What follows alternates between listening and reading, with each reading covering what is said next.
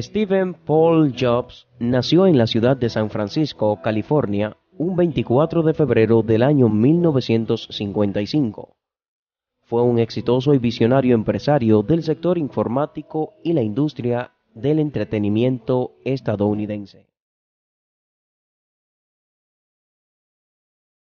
Steve Jobs nace fruto de la relación entre Abdul Fattah Handali, un inmigrante sirio musulmán, y Joan Carol Schiebel, una estadounidense de raíces suiza y alemana. Fueron estos dos jóvenes estudiantes universitarios quienes lo entregarían en adopción, ya que esperaban traer al mundo una hembra. Es entonces cuando Paul y Clara Jobs, de origen armenio, se convierten en la familia de clase media agraciada en recibir a Steve en el seno de su hogar. En 1961, la familia se trasladó a Mountain View, una ciudad que empezaba a convertirse en un centro importante de la industria electrónica. Allí asistió a la escuela primaria Cupertino Middle School y a la secundaria Homestead, también en Cupertino. A Jobs le interesaban bastante la electrónica y los gadgets, razón que le llevó a unirse a un club llamado Hewlett-Packard Explorer Club, donde ingenieros de Hewlett-Packard o HP mostraban a los jóvenes sus nuevos productos, siendo ese lugar donde Steve vio su primera computadora a la edad de 12 años, quedando tan impresionado que supo de inmediato que él quería trabajar con computadores. Ya en la secundaria asiste a charlas de HP y en una ocasión Steve preguntó al entonces presidente de la compañía, William Hewlett, sobre algunas partes que necesitaba para completar un proyecto de clase. William quedó tan impresionado que le proporcionó las piezas que faltaban y le ofreció realizar una pasantía de verano en su compañía, donde conoció al que sería su socio, Steve Wozniak. En 1972 entra en la Universidad Reed College de Portland, Oregon. Asiste a ella tan solo 6 meses antes de abandonarla debido al alto costo de sus estudios. En lugar de regresar a casa con sus padres, continúa asistiendo a clases como oyente durante unos 18 meses más y estudiando letras y caligrafía, lo que luego le serían de utilidad cuando diseñara la tipografía del primer computador Mac.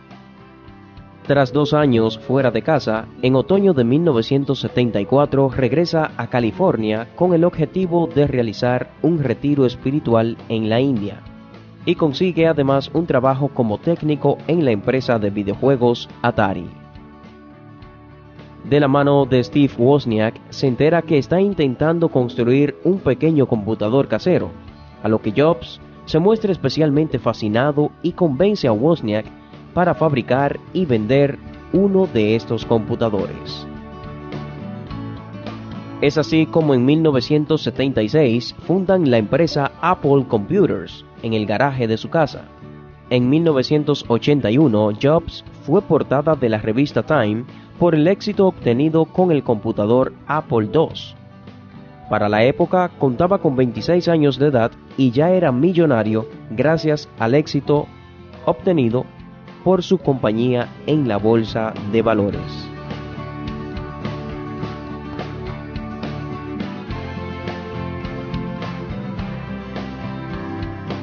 Su objetivo siempre fue marcar la diferencia, presentar equipos que fueran la revolución del momento, y es por esto que a principios de 1984 su compañía lanza el Macintosh 128K, el primer computador comercializado exitosamente que utilizaba una interfaz gráfica de usuario y un mouse acompañando el teclado.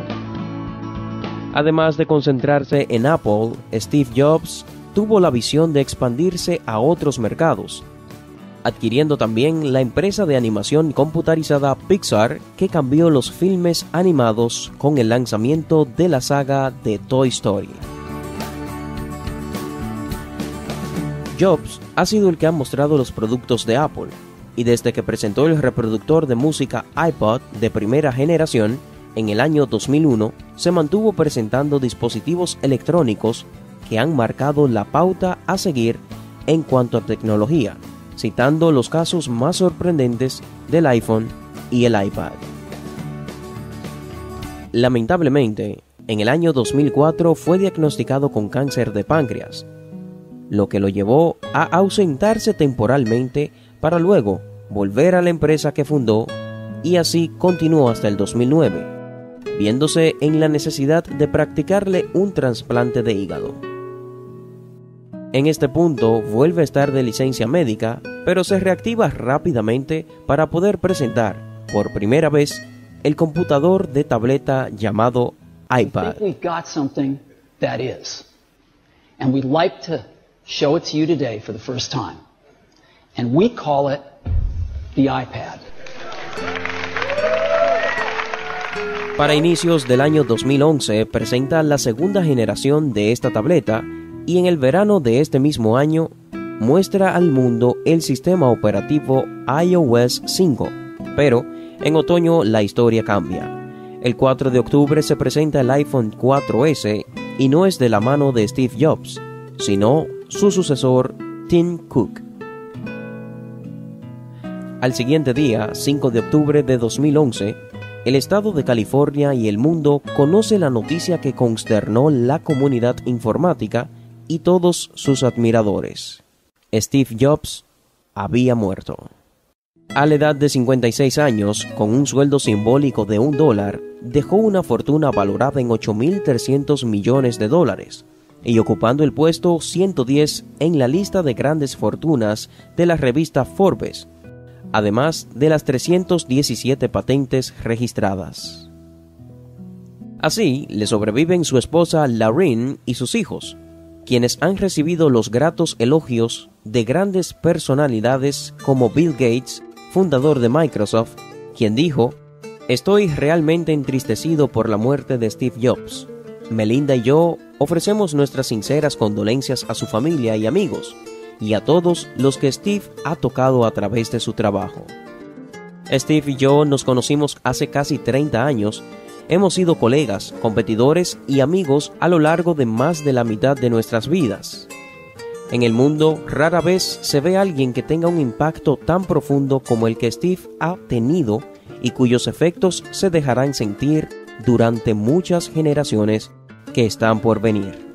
Para aquellos que tenemos la suerte de haber trabajado con él, ha sido un honor increíblemente brillante. Voy a extrañarte muchísimo, Steve".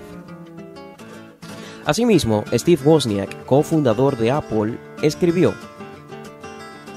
"Las personas, a veces, tenemos metas en la vida. Steve Jobs superó cada una de las que se impuso. Pero no solo del ámbito informático Steve Jobs recibe los elogios. Steven Spielberg, director de la película El extraterrestre E.T., dice: Steve Jobs fue el mayor inventor desde Thomas Edison. Puso el mundo en nuestras manos". Y también el presidente de los Estados Unidos, Barack Obama, quien escribió en su cuenta de Twitter: "Descansa en paz, Steve Jobs. De todos nosotros, gracias por hacer posible el trabajo de cada día, incluido el nuestro".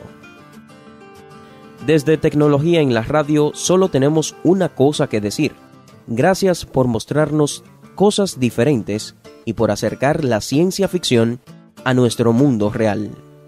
Paz a sus restos.